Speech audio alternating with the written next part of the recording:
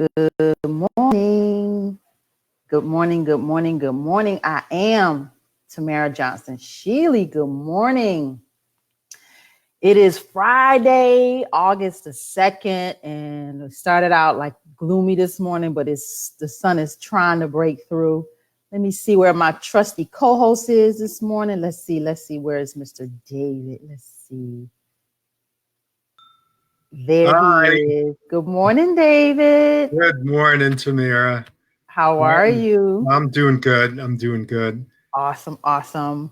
And we're gonna have Miss Trish join us, David. Guess what? I messed up, David. And when I mess up, I am big enough to say I'm wrong. I'm sorry. And so there's a movie that's coming out this November, Harriet, based on the Harriet Tubman story. And I'm telling you, when I saw the previews for it, I was like, oh, I want to see this. So I put a post on social media, David, and I said, planning a movie night, stay tuned, because I was all excited about this movie because the trailer looked really darn good, David. But I was quickly, you know how social media is, I was quickly blasted.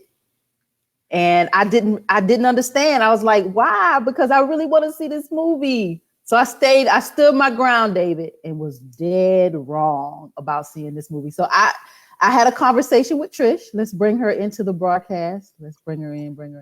Good morning, Trish. Good morning. How are you? Good, thanks. How are you? Good. So Trish and I had this conversation, and I said, Trish, I want to see this movie. I'm excited. Trish shut me down too. So Trish, tell everybody and I owe this to Andre Powell, my ADOS brother. I'm sorry. I got it wrong. Trish had to reel me in and make this thing all right. Trish, can you tell everybody why none of us should be seeing, ADOS particularly, should be seeing this movie? Because you had to break it down to me.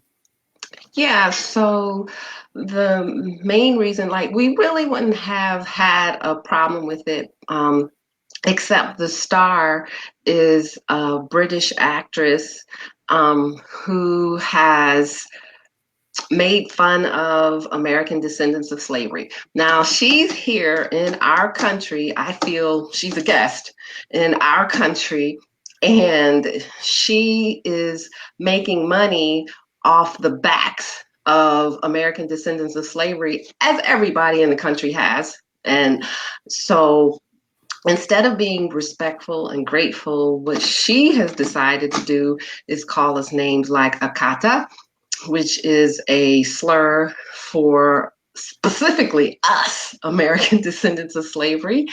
And then she's made fun of our, I'll call it colloquialisms. She calls our language ghetto, I be, we be, you be. That's English. That's what we say. That's how it is. That's what it is. So, she makes fun of us, but yet we're supposed to give her our money? No, ma'am. No. Nope, not doing it. So because of her and other British actors and the way that they think about us and treat us, we're just going to have to shut this down. No. And on top of that, I know you said the trailer looks good, but no, ma'am. It did, Trish. It drew me in. I was like, oh, I want to see this. No, it has you can't feel the spirit of Harriet in her soul. Like when when ADOS actors act, you can feel them. If they're doing a period piece or if they're doing something relative to today, you feel like Ray Charles. You and I talked about how when Jamie Foxx channeled like that, watching him do Ray Charles, amazing. It's scary to me because it was amazing. Yeah, it was. And then when Denzel does anything, you feel his soul. When in particular when he did Malcolm X, did he not channel Malcolm? He did that. All those, when I've seen Denzel and I saw Jamie do those roles, it was like real, like very real. So you feel like that thing that you saw her do, that drew you in? I didn't. Saw the trailer. It was the hype. It was hyped up, and I saw it and I was like, oh, I want to go see this. I want to see if anybody wants to do a movie night. And I got all excited. And the fear in her eyes, Harriet didn't have fear because of the trauma that she had experienced in her life. So I feel like that head trauma that she experienced just negated fear. She was fearless. So this woman's running around in the woods looking scared. No, ma'am. No. Next. Can't do it. David, have you heard about the movie? I have not, and I would be more inclined to critique the historical accuracy and the context, but I defer to you guys on this issue. So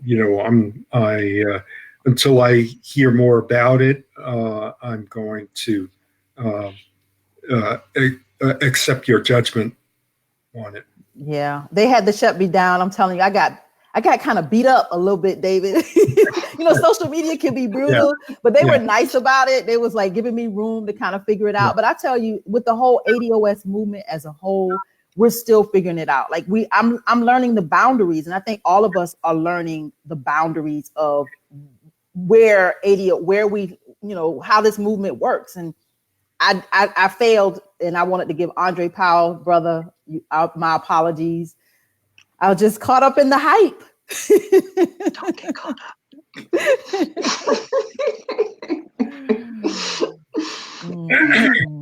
Well, thank you, Trish, for joining us. I want to always invite you back. Your insight is valuable.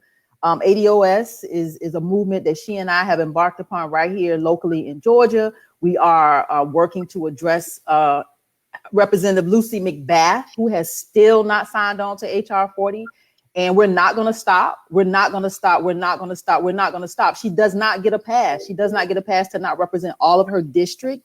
Because as a representative, you represent all your district, not some of your district, not part of your district. You don't pick and choose. She must represent all of her districts. So if ADOS is a movement that is specific to the American descendants of slavery, and we have a specific ask, she should fall in line. And the fact that she hasn't, Lucy McBath, you only won by a hair. And I respect you because I've been around and you've been around this political circle, but I don't respect this move of not signing on to HR 40. So Trish, on your way out, could you give us a few words about why HR 40 is important and where, talk about just briefly where we're going to go with HR 40 in the 6th congressional district right here in Georgia? So HR 40 is important because it's a study for reparations for American descendants of slavery, just to figure out what we've done for this country and how this country has treated us since before its inception till today. And we are owed a debt. And that's what that bill is for. And for her not to just sign a study and to exactly ignore our cries, our pleas, is disrespectful. She's disrespectful. You respect her, but I only respect people who respect me. I have no respect for her at this point. Like, she's gonna have to do a 180, and if she doesn't, she's out of there. She's out of there. She's got to go. So Lucy McBath, we're not going to stop. It's going to get worse. We're going to continue. And ADOS is here. We're here. We're not going anywhere. So thank you, Trish. I look forward to seeing you soon. We'll continue to talk and we'll continue to push this movement. So thank you for all your hard work. No problem. Bye. Thank you. David. Yeah. Getting hot around here. Yeah. Egberto's in the house. Good morning, Egberto. Good morning, my friends. How are you all doing this morning? Great. I wanted to talk to Trish. You want to talk to Trish? Let me see if Trish is still in the lobby. Let's see. Let me see. She's still there. She didn't go. Trish back. Yeah, there she is. Hi. Trish, I want to speak to you so badly, my friend. Oh boy. Now he's not ADOS. He's been struggling, but I thought I've been reeling him in, so I don't know where this conversation is gonna go. Her name is Cynthia Chinasowik, right? Irivo? Yeah, from the movie. Why are you giving her a hard time? Because she's giving us a hard time. What did she say? She's called us names. She makes fun of us. She makes fun of American descendants of slavery. She thinks she's better than us, and she's not the only one. Why do you say that? Because of things that she said, like on Twitter, Instagram, in interviews, going to conferences, just talking about us. Okay. Can you tell me something? Because I didn't know that. I'm sorry. Yeah, like I said before, she's called us a kata several times. She's co-signed other immigrants or other people of other nations calling us a kata. She's made fun of the way that we speak. She's called our language, our style, our culture ghetto. This ghetto culture is what everybody wants, what everybody strives for. Like, nobody wants to be Black, but everybody wants to be Black. So, no, ma'am. Yes, and it's all over. Like, she has scrubbed her Twitter timeline so that you can't see that stuff anymore. But okay. there are interviews that she's done. You just changed my opinion, but I just want to say one thing, right?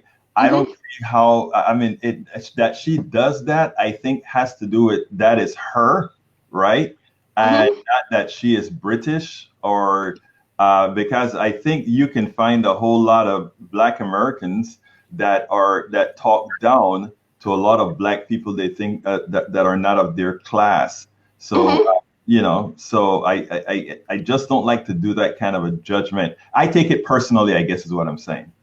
Well, in her case, it's not about class, it's about caste. We are a bottom caste, and people come to our country, the country that we built, and stand on top of our backs and talk about us, and we're not taking it anymore. Like, no, we're shutting this down. We've done this periodically throughout time, but this time, not only are we doing this, but I'm teaching my grandchildren to do this. My granddaughter is 12 years old, and she's reading the same books I'm reading. Because no, we're not going to keep doing this over and over and over. You're not going to erase us. You're not going to ignore us. And I'm making sure that she knows her history. So no. And I hope you make all the Black Americans who look down at the ghetto folk or all the other folks the same way that you're going to do her, because I don't think it's a thing about, I don't think it's a thing about, and this is what Tamara and I have gone back and forth on this particular issue. I don't think it has anything to do with Black folks from wherever or whenever. I think it has to do with, and you said it, caste, and we can call it caste outside or class inside, but I think that's what it is. And you put me in the same boat with, let's say, Oprah Winfrey. Oprah Winfrey would look at me and you in the same caste, if you will, so I think we kind of have yeah. Oprah Winfrey is in the same caste that we are. She yes. If it's okay, we'll just take a look at, what is that professor that teaches and does the genealogy? What was his name? Henry Louis Gates. Who drank Gates? Yes. Different class. Yeah. Same caste, treated by the police the exact same way as any other Negro in America. But he's not of this class of Oprah. Let me tell you what I mean by that. You remember that guy? But she went to France and she got discriminated until they found out who she was. Same caste, different class. And yes, we do talk to other Black people about talking down to people, because we're all the same boat, we're all in the same boat. So stop that. So yes, but we're not talking about that. We're talking about Cynthia Erivo. So no, that is cool. That is cool. I just don't want Cynthia. How do you say her name? Erivo, or however you say her name. I just don't want her to be the template that ADOS folks that believe in the ADOS movement used to cast on a whole lot of other folks. People like Belafonte and all of us that came over from the Caribbean and Central America, we came and did our part in the movement. And the movement, just as much as, and not only did we do our part in the movement in the United States, we did our part in the movement in Central America, we did our part in the movement in the Caribbean. I think, and I stress this again, I am an ally to ADOS, but a lot of the positions ADOS has taken runs the risk of putting a rift that doesn't need to be there. And I'm telling you, the rift is real. Did we create the rift? Because as I recall, we've been very welcoming. Y'all wouldn't be here but for us. Nope. Let me talk. Y'all wouldn't be here but for us. And everybody likes to bring up Harry Belafonte and two other people.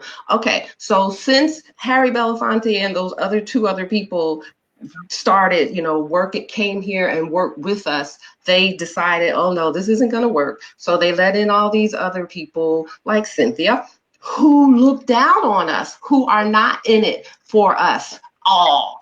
Now, we don't have anything. We have allies. We have allies who understand our point, who know the history, who have read the books, who know the history.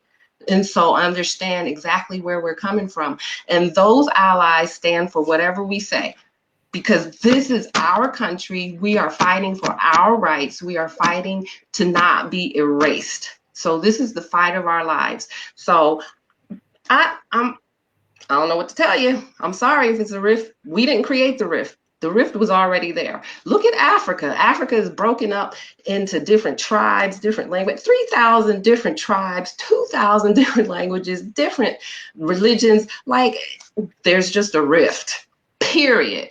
But if you look at us in America, we're the template for what should happen. You're welcome. Well, actually, to be honest with you, if you follow your history, and I'm pretty sure you do, and you take a look at the Black Americans, there's nothing homogeneous about Black Americans, because if you look at the slave trade and where they're all from, it's from a whole lot of different the different places that we see just that's happening in Africa right now. So that is the reality. I tell you what I think we should do. Okay, I'm gonna tell you. I have no business telling folks who want to consider ADOS themselves what the hell to do, but I'm going to tell you what Egberto, Willies, and this part of the movement is going to do. I'll adopt ADOS as allies, and I'll watch ADOS as it moves forward and do the best that I can. But the rift that it is creating and the disharmony that it's going to create with the majority of Black folks actually, it's going to make a whole lot of the job more difficult. But again, as I said, go on with it, and you keep on with the power and all that good stuff, and we'll see what happens. Okay. All right. Thank you, Trish. Okay. We'll see you soon. Okay. Yeah. Egberto, you just couldn't resist, huh? You just had to have something to say. I get you in a little bit and you just fall all apart. I'm confused. Well, no, it's let me tell you what happens. And what happens is I am concerned about what the movement is doing with, and again, I hear a whole lot, right? I get a whole lot of this information in.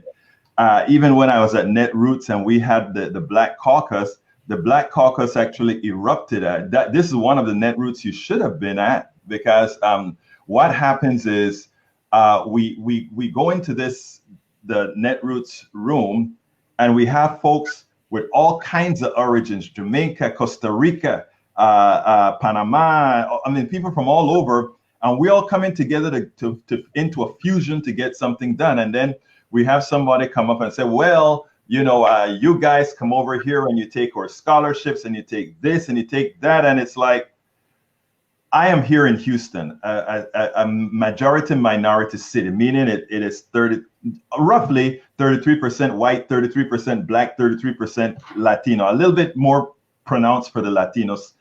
And we still have the white power structure that comes in here and says, well, you guys fight for the crumbs. And I kind of see that with the movement, where you have these two, that's not really two groups, but these folks saying, okay, you're taking our scholarships. No, It's we're not. true, you are. No. You're getting opportunities that we aren't getting, Egberto. What I'm saying with the scholarships is this, right? I learned something from your last session. And what happened to it? Let me explain, right? And then I said, okay, good. I never looked at the scholarship because I went to the University of Texas, a mostly white school, and I was, I didn't know I was counted as, against some quota or something like that. I can't know that. But okay, that's what Johnny, I think when we were having a conversation, said. Okay, fine. But why are we fighting that I got to get into that school as opposed to all the others who should be getting into that school as well? I think it's a wrong fight. The fight is. I'm gonna have to bring Trish back because I see this thing is not gonna be okay. Trish, you're gonna have to stick around. I'm glad she's still in the lobby because oh my gosh, Egberto, I thought I had made some inroads with you. I thought we had gotten to a place. I am an ally. And you revert back. I'm confused. No, I am an ally. I said I am honestly an ally. I just think it's going to create, again, like I said, I wish you had come to Netroots at the Black Caucus, because you would have seen all of us, all of us are Black Americans, but what I mean is ADOS and Black Americans, okay?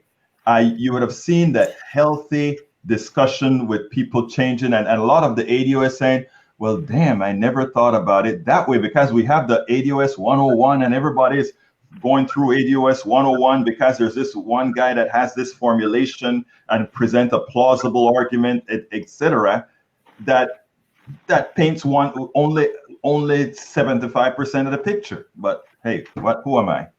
75% plus 25% lived. So the thing is, like you said in the beginning, they give us crumbs. Yes. Excuse me, those are our crumbs. Let me tell you why. This is our country. We were brought here, and if you haven't taken care of us first, then damn everybody else. Take care of home first. My grandma, who's 90 years old, always told me, take care of home first. And that's what we're saying. And we're not saying that we don't want immigrants. We're not saying that immigrants shouldn't have. We're not saying that at all. We're saying take care of us. You owe us a debt. Give us what we're due, and then we'll worry about everybody else. Now, it just comes off to everybody else that, oh, you're excluding us. Yes, exactly. Yes, we are. And it's not that we don't care. It's that we're dying, and we need an oxygen mask. I don't even see it as excluding, because, the truth of the matter is, Trish, is most of the immigrants that come here, specifically the Black immigrants that come here, the vast majority of the Black immigrants coming here are not coming here to ask for anything, okay? And the truth of the matter is, they're not coming here to They're ask. not asking. They don't have to ask. It's available to them. No. Again, here's where I see this, and this is where I talk about the dangers, right? When you say the dangers is that immigrants, right now in America, they make the immigration issue seem like it's a white racist issue. I had a show about 6 months ago where I explained to folks that no, it's not a white issue, because I have callers that have called me in from Louisiana, that have called me in from Georgia. I'm talking about Black folks now, that they are likely more anti-immigrant than the average white person. And the reason why is for exactly what Trish says, because they express some fight as being resources given to immigrants that are otherwise due Black people. And we don't have anything to share with anybody else. There's nothing. We don't have anything to share. So we need to get. Nobody's asking you to share a damn thing. They are, Egberto. I'm not talking about immigrants. I'm talking about the rulers of the country are telling us that we have to share, and they're putting us on the back burner, and they're doing it on purpose, and they have done this from the beginning. Have you read how the Irish became white? Yes. Okay, then you already know. I don't understand why we're having this conversation, or why you don't understand. Like, you're making it personal, and it's not. No, it's not about how the Irish became white, Trish. What is your point about it? I'm saying that this has been a fight since the inception, since they brought us here, and then What's your point about how the Irish became white? that this thing about immigrants coming in and taking jobs Right. Mm-hmm. has been like this. Like this is a rotating thing, and we're saying stop. We don't want to do this anymore. Stop. Like frankly, once we have reparations and we're free. I want to say something that then I won't care about all of that other stuff because I'll be able to take care of my own, and this won't be a problem. But it's not the immigrants that have sold out Black people. You know who sold out the Black American? The Black leaders. If you want to look at who have sold out Black America, look at the Congressional Black Caucus. You look at all these different folks. I can give you examples here in Texas, where we have set aside districts for Black folk or whatever. One of the reasons why I said we don't need no damn set aside districts, because that's a way to screw a district. But I'm not going to go there. But so if you want to know the genesis of the Black problem since the civil rights, look at the Black leaders, because what has happened is it's not funny. It's funny. The Black leaders. If you want to see what's going on, go to the Congressional Black Caucus. Go to see Sheila Jackson Lee. I can give you names and I can give you policies that they have supported that have screwed us all. Where's she from? Texas. Nope. Where's she from? Oh, you mean originally? Mm-hmm. Maybe you know that, and I don't know, but I just know her as being from Texas. I'm sorry. She's not ADOS. Okay, well, what is she? I think she's Haitian. Okay, I didn't know that Sheila Jackson Lee was or Haitian. Jamaican. I'm not sure, but I'm just saying the Congressional Black Caucus isn't ADOS. Most of them, if not, and I won't say most of them, but a lot of them are not ADOS. 1, 2, so what? Why do you keep moving the goalposts? That's not what we were talking about. So I'm just going to stick to the point. The point is, we're not against immigrants. We're against the United States treating us less than, and we want what's due us. Point blank and period. And anybody that gets in the way, I don't know what to tell them. And this has been going on since they brought us here. We're just like, stop. We don't want to do this anymore, and we want racism and white supremacy to end. And why people are fighting us on this, I can't. About that. That's not what again, the thing about that's what it is about for us. You see the us thing, but anyhow, I mean, you and I go into a store, nobody knows. But you want to be included. It's like Egberto, you want to be included in a story that doesn't include you. And when I say that, remember I talked to you about my history and how I know I'm the first one to get a degree in my family. Like, come on, this is 2019, Egberto. I can look back in my family history and I can look back. Like I told you, when my aunt had an outhouse, I remember them jumping on the white man would come around with a truck and they would jump on the back of the truck and go pick tobacco and cotton. Like, I remember this as a little girl. Like, I am not far removed from my slave history. My aunt told me stories about growing up on the quarters. Literally, it was the slave quarters. She was a little girl growing up. So it's like, you want to be a part of a story, Egberto, that doesn't include you. No, let me tell you something. Black people in this country that are truly ADOS, we're like, when you look at these studies, I told you this on your broadcast a few days ago that, 2053, we're headed towards zero net wealth as a people in this country. And who do you think are at the bottom? I can tell you, we ain't there. We're on the bottom of this. Here's what I try to. Let me make just one point. I don't want to intervene in this too much. Come on, my favorite white guy. I mean, the truck will just,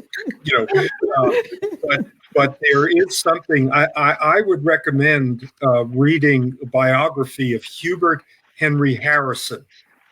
Hubert Harrison was by Jeffrey Perry, who was a white guy, but wrote Hubert Harrison was from the Caribbean.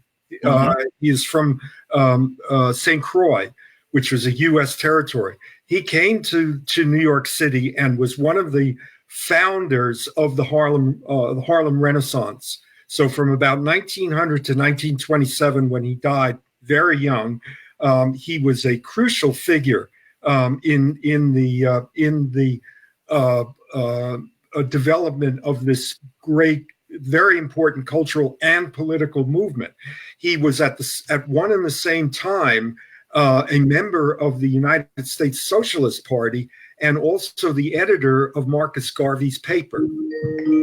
Oh, sorry. I'm just suggesting that he is a very, very important bridge person for this this whole movement, for this whole dynamic that goes on.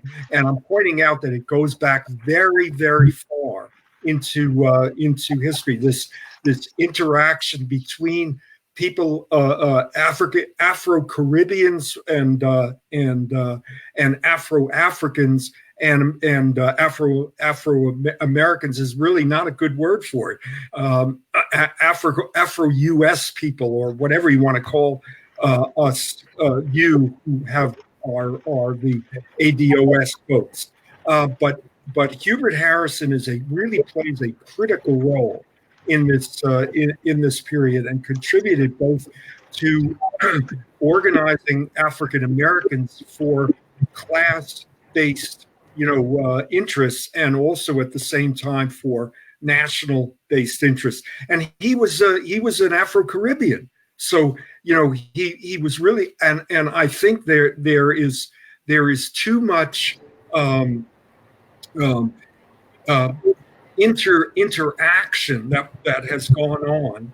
I saw it myself in the hospital workers union in New York City, where there were 150,000 hospital workers, most of whom were African American, many of whom were Afro-Caribbean, and the Afro-Caribbeans tended to take the leadership in the hospital workers union. Did you hear that, Egberto? I want to explain. To take the lead. I'm going to explain why in a minute. Exactly what I'm trying to get at is that part of the reason for the differences, I think, have to do with the fact that even people who are coming from colonized countries are coming from nation states. African Americans do not have a nation state, okay? And that is the crucial difference between the ability of people from from the Caribbean first, and then from West Africa, to come here and have have a status that gives them a leg up over African Americans. Look, I think that is partial, but when I come from a country like Panama, the other thing that happens that I tell folks is the immigrants that make it to the United States are usually the folks that are working their butts off to get to the United States. Or wealthy enough to get to the United States. It's mostly both, okay? Both. In my case, is work very hard to get to the United States. And what happens is, if you have a small group of Black folks that is how they got here, and then you have the mass of Black Americans, what you have is the same gradation of people that you're going to have in America. I mean, if you take a look at the Black leadership in America, I mean, there's a huge Black leadership in America that is ADOS, but a larger percentage likely of on a per group basis. Yeah, you're going to find a lot of the external Blacks excel, because what you got was the only one segment of that most of those Black folks coming over. So let me tell you what I think about that, Egberto. I think white America sifts through Black people, and they want to pick out the ones they want. And those of you that are here, y'all been sifted through, and this is why you're above us in all that you're doing. Egberto, we're not going to let you get around this. We got about 25 minutes left in this broadcast, and I know Trish want to chime in. Go ahead, Trish. Don't take his head off, though. Why are you fighting so hard to come here? You know why? Because America is that country where, because of its history, right? It has been forced to be sort of an integrated type country where it's a laissez-faire in business. I came here to go to school and then establish my own business, all that kind of stuff. It's easier in America than in just about any other country in the world. That's a fact. All right. Do you know why that is? Of course I know why that is. That's Why? history. Why? That is just the way the country was set up. And I know, look. But how? What do you mean by how? Explain. You said it's a laissez-faire and it's easier to start a business, and you said that's the way it was set up. And I'm saying, how? How was it set up? Well, look, Easy. You're going to get me to say something that I've said all the time. America was definitely built on the backs of slaves. Mostly, it was also built on the backs of Chinese. It was also built on the. No. I need you to go stay there. I want how many millions? No. I'm not gonna give you that one. Debate, okay, this is not up for debate. America was built by Black people. There's absolutely no doubt. How many millions of us came over here? How many millions of us died in that middle passage? We are not. Look, I'm not taking away anything. I'm just revealing history. You are. Because when they brought the Chinese over here, we'd already done the free groundwork. And when all they're doing each time is bringing over people so that they can step on our backs. They'll do certain amount of work so that they can be considered white, and then they move up. And, but we stay on the bottom. My new friend Trish. You are my new friend, Trish. But let me tell you what I think is wrong. I think it is wrong for us to not look at slavery and not look at what has been done to all these people as anything other than a capitalist economic issue. And I think when you start seeing it as a capitalist economic issue, it makes a hell of a lot more sense. I mean, Bernie Sanders get into a hell of a lot of trouble for turning everything eventually into economics. But here's the deal. The deal is slavery is just the undertone of capitalism, okay? And the Black folk, when I say the Black folk, now I'm not only talking ADOS, I'm talking me too, because my people built the Panama Canal, where thousands of them died building the Panama Canal. Other folks build the sugar plantations in Jamaica and Cuba and all these places that supplied the United States. So one of the reasons a lot of us take it to heart is that a lot of the structure of the United States came down south of the United States to infiltrate all these other countries. So when you talk about your pain as far as what was done on the back with the whips and all of that, don't think that the imperialist country that you said, my country, that you want to hold on to, your imperialist country came to Panama, killed a whole lot of people as we built the canal. They went to Jamaica and in order to suffice with the sugar and the liquor that you're pulled in, pulled out all the sugar canes. We all in the slave trade. We were all in the slave trade, and not only we were all in the slave trade, we were all, I never call myself a victim. We were all penalized by that slave trade. And what happens, what I think happens, and when I read 101, the reason I get pissed off a lot, it's like, look at me, look at me, look at me. Go to Panama and ask them for your reparations. Well, Panama didn't have a damn thing to do with being Panama. Panama was created by the United States of America. Jamaica was created by Britain, who was an appendage of the United States of America. That is the real history that is missing. Well, then you have your own justice claim, and you shouldn't be hating on us because we have our own. I am not hating on you. I love you. You are, and you're not an ally at all because you feel you're in your feelings and you don't get it. And that's why we keep having to go through this, and you keep saying we're victims, but you're like, no, I'm a victim too. We're not saying that you're not. We're just saying that this is our claim with the United States government. It doesn't have anything to do with anybody else. It's between us and the United States government, point blank and period. Okay, I'm done. we gotta get into Trish, did you watch the debates? I'm gonna keep you around. Did you watch the debates? Because David is a big Bernie crat. I think he's a Bernie crat. I don't know if he was the first time around, but these debates were on fire these last 2 days. Yeah, I watched. It was sad, but go ahead. I enjoyed the first day. The second day was horrendous. Yeah, it was. I thought the first day was pretty good. I mean, I was a delegate for Bernie in Philly, so I am a Berniac, but I'm sort of liking Elizabeth Warren understands the capitalist economic system, and in understanding the capitalist economic system, what I like about her is that she's no different than Bernie. She's just calling herself a capitalist as she deconstructs it with the policies that she's putting out there. It sounds like you're voting for Elizabeth Warren. I don't know, really. I don't know.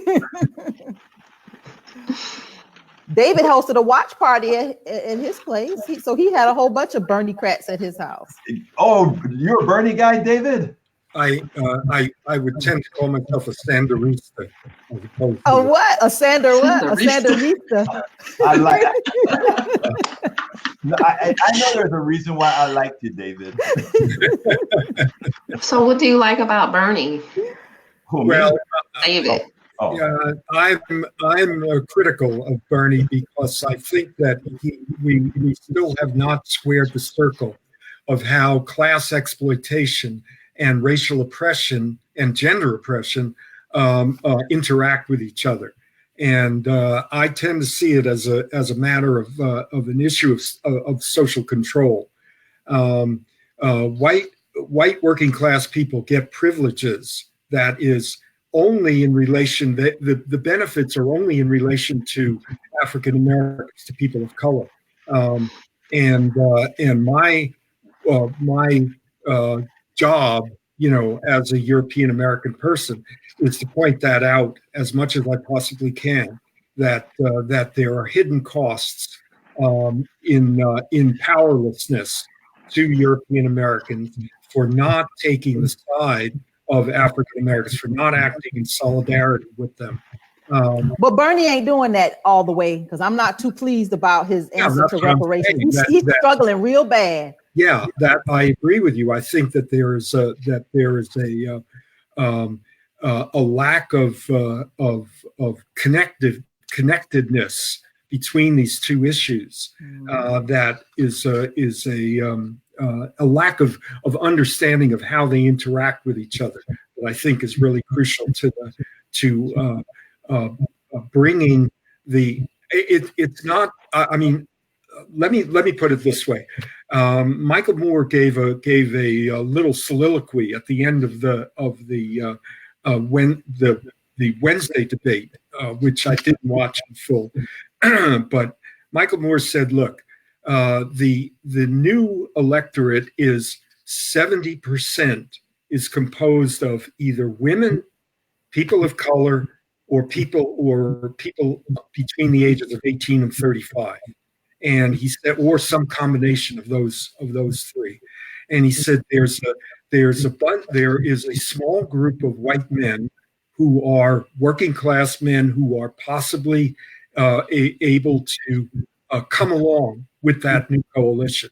But if you're not addressing that new coalition, the right to choose women's self-determination over their own bodies as a basic principle, the right to health care as a human right, the whole system of racial oppression in this country, and the fact that no person is illegal, is if you're not there, we cannot mobilize that 70%. And so every one of the moderates is really trying to placate, to hold the hand, to pat the hand of a bunch of people that are not particularly relevant, and to the mobilization against Trump. So go ahead, Egberto, because I think Bernie's struggling right now. To me, go ahead, Egberto. I think Bernie is making a political move. People think Bernie is not a political animal.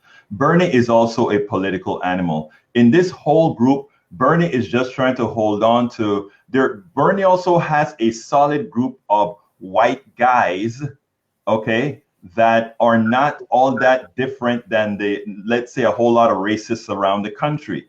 And he knows that's also a part of his coalition. I break bread with these guys when I go to the Berniac meetings here, and sometimes we have to squirt them up. The other day, one of them called me and, hey, can we have a racial discussion, because stuff was going pretty darn crazy in one of these Bernie meetings, right? So I mean so Bernie is playing a political move, and the truth of the matter is, I am in the short term for winning. I don't hold that against politicians. If you think, and here's what I'm saying now, if you think they're doing it to win, to do the better good. Interestingly, Williamson hit it out of the park. Oh, yes, she did. She hit it out of the park.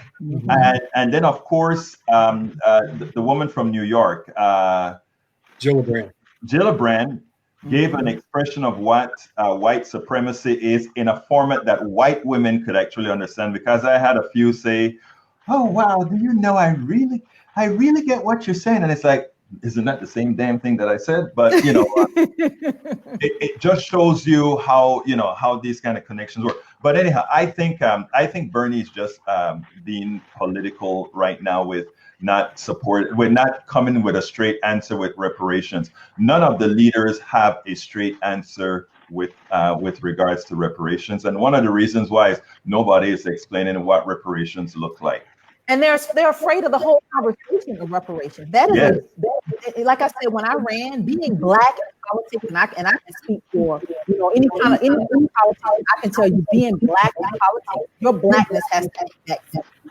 You don't get the opportunity to be Black in politics. You don't get the opportunity to speak to the Black issues or be able to address them to the extent that you don't.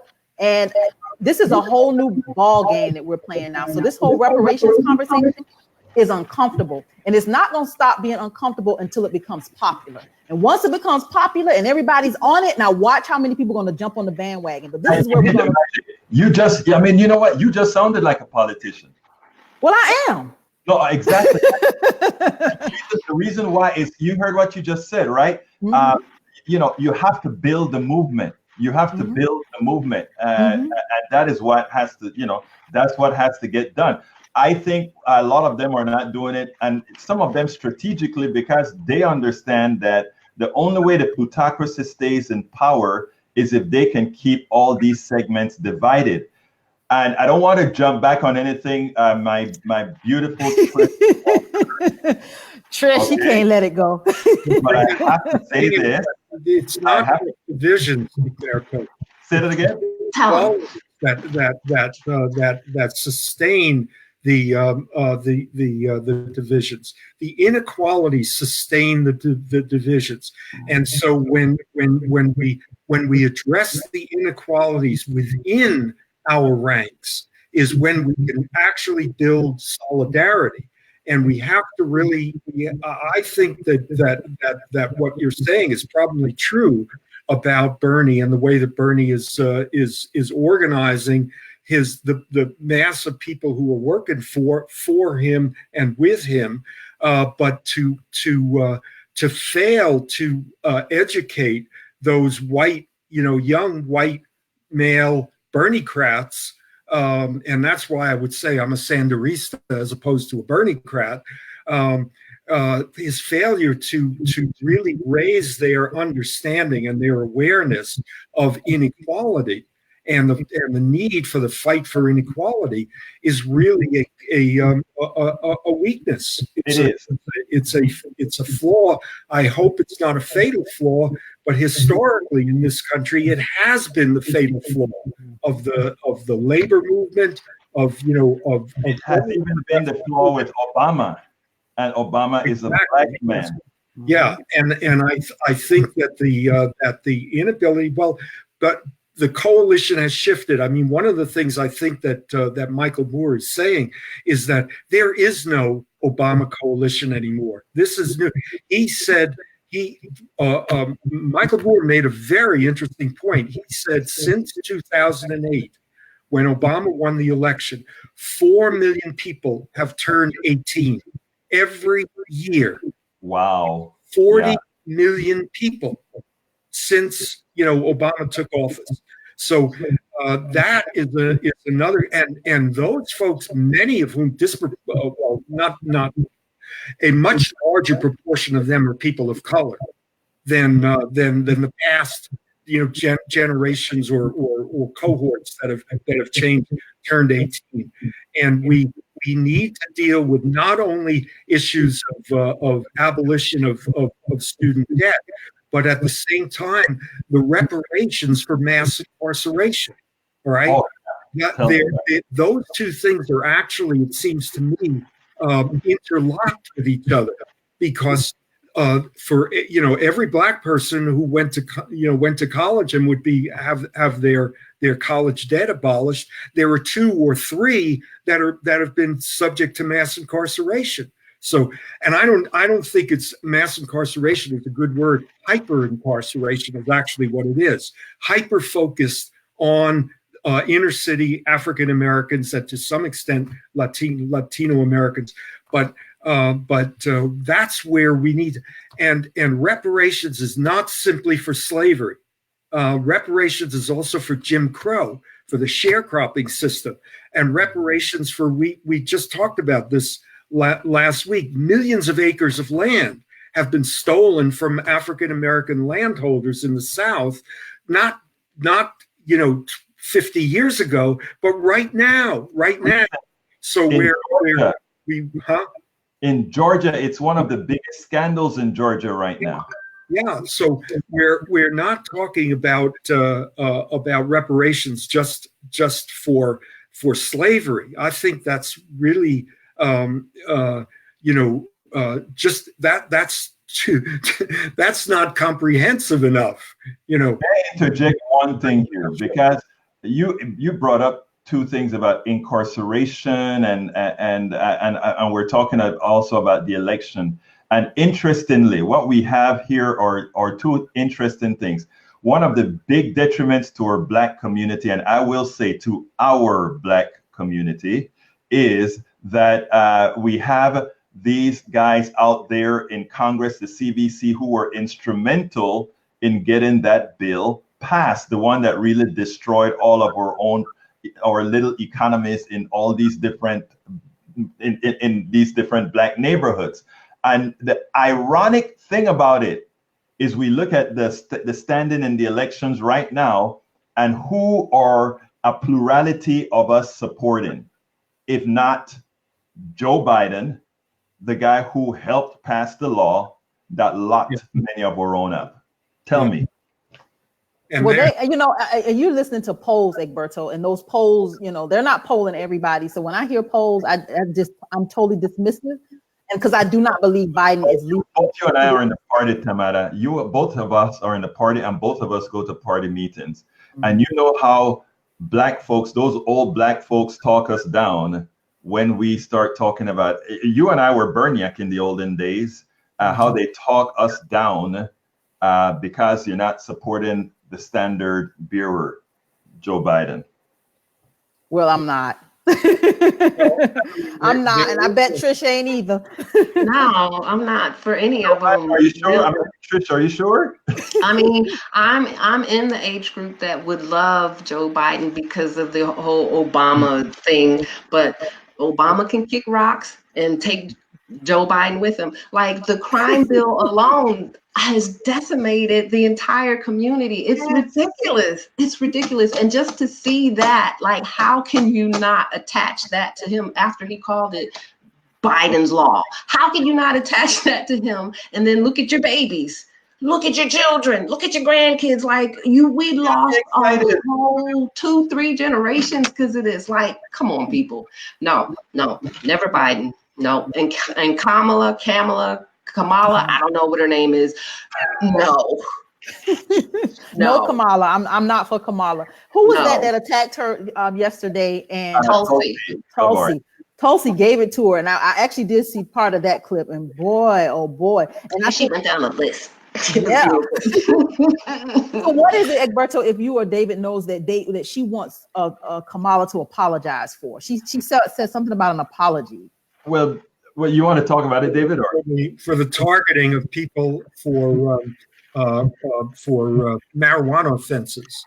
That's another big one. There's a guy that got off of life of he was on a death sentence, proven innocent, and as opposed to just letting him go, she allowed him to continue the prosecution or continue keeping him locked up. Yeah. But mainly it's this, that's a big issue. But the other big issue is the continuation of these criminalization of marijuana laws that ended up disproportionately, more than just disproportionately, 4-to-1, affecting people, African American young men who end up with these criminal records, even if they don't go to prison. They've got a criminal record, and it makes them it difficult and that is African Americans for the most part. I'm of two minds here, because I really don't want to see a split. I don't want to see let's you and him fight. That's who is you? You mean like Kamala and what are you saying? I'm shifting ground now to the debate, the argument that Trish and Egberto are having, which is that that is the standard ruling class way of dealing with right. those of us who are below. Let's you and him fight, and they'll watch. This is right out of David, you're so right. Ralph Ellison's Invisible Man. You're right, and you see Trish being put into a boxing ring, right? So I'm just so at the same time I do see that this issue of inequality has really got to be not resolved, but at least acknowledged and struggled over. So that when we're working towards solidarity, and not the oppression Olympics. I'm more oppressed than you are. Right. And I want to say this. Because the time is coming close, I really want to say this, because with respect, you said an important piece here when you said about this is how they work to split us up, and that's the story I was giving about Houston, etc. And I just want to put it here that I am the type of person, the type of movement that I'm running here, or moving with what I do, is that there's nothing that's gonna split Trish and me, or Tamara and me, with me having a disagreement what they're doing. And she said, no, you're not an ally. Hell yes, I am an ally, whether you want it or not. But the fact of the matter, that's the right attitude there. It really is. Yeah, but here's the deal. Here's the deal. I am the type of non-ADOS that works this kind of a way. And what I'm saying is, but there are a lot of folks that aren't like me and would go into the direction that David is talking about, where we have this silly fight about we fighting among each other. You see, when I find that out, I'm saying, hey, we ain't fighting. We can talk, but we ain't gonna fight. But too many other people are not gonna take that stance. They're gonna look at it as like, Trish and Tamara, we hate your guts. You guys are crazy. You're trying to separate us. I am like, hey, look, I understand. I don't agree with you, but man, we got to be allies, because we got to fight this war together. And I get that, and I appreciate that, but I honestly don't care about people not agreeing with me. That's like fine. It's not my job to make you agree with what I'm doing. I will press forward because my granddaughter's life is at stake. And you do it, my friend. You do that. And I'll be right there with you. You do that. I disagree with you wholeheartedly. I don't get it. I bring you. You take a step forward. Dang. Not to press the point too much about Marianne Williamson, but there is a real place for love in this in this equation. Right. Mm-hmm. And we could fight with each other, and still express that, that love that fights against that dark force that Trump and the people who are saying send them back, that he is, those people are good people too. They've just been captured by that I don't know what to call it exactly. Look, David, I don't know if they're good people with all that hate in their heart. So yeah, we're going to stop there. We are at the top of the hour. I want to thank Miss Trish, first of all. She just got She got dragged into this, Trish. Thank you for doing this. Wow. Harriet, and Egberto come on here, and we all in ADOS, and we're just all over the place. So Trish, thank you for joining us. You can find Mr. Egberto Willies Monday, Tuesday, Wednesday, Thursday, Friday, YouTube, Facebook, Instagram. This brother is everywhere. PoliticsDoneRight.com. You'll always catch me and my trusty co-host, Mr. David Slavin, right here. You can find David on Facebook at Acknowledge the Divide, and I am Tamara Johnson-Shealy. You can find us all at TamaraForGeorgia.com. These debates, this ADOS movement, it's a hot time in politics, and I just want to thank you guys. Guess who I am having next week? I'm going to just make the announcement. Miss Susan Bro is going to join us. Her daughter was killed in Charlottesville. She's going to be my guest next week for an interview, Mr. Egberto. I'm trying to get on your level, man. I'm trying to have the real hard conversations with the right people that can really move us forward. Power to the people. Power to all of you. Thank you, guys. Trish, it was a pleasure meeting you. Same here.